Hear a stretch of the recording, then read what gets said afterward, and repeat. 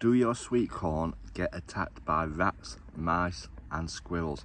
If so, watch this tip and you will stop them from eating them. So welcome to Gardening with Ben. I'm gardening with Ben and we're going to be showing you how we stop the squirrels and the mice and the rats from eating all the sweet corn. As I've had this happen in the past, you leave them for a few days and they've stripped a lot of them. Now this is an easy little task, but you've got to make sure you do it at the right time so that you don't not pollinate your sweet corn. So let's have a look. So as you can see, the sweet corn is looking really healthy.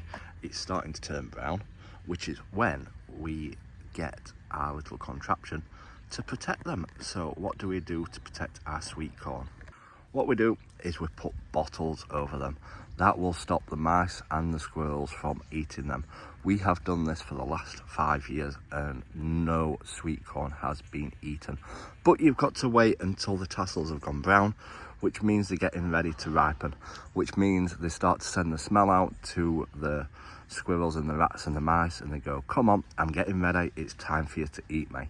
So that is when you cover them up, as obviously you need to wait until they've pollinated and created the kernels, so you don't want to be covering them up, the tassels, before then, as the tassels are what help the pollination.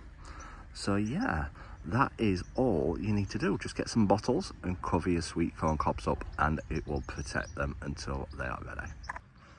So if you've enjoyed this little tip, make sure you give it as a subscribe, leave a like and leave a comment as well, as it helps pushes our videos out.